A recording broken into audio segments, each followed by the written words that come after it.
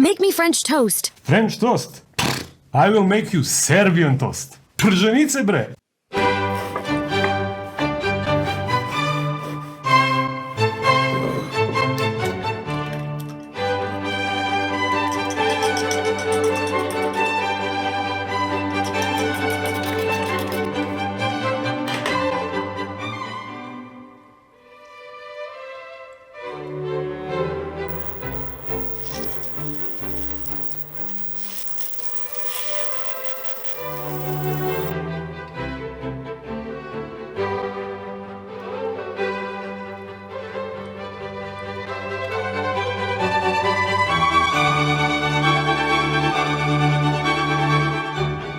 Here you go, babe.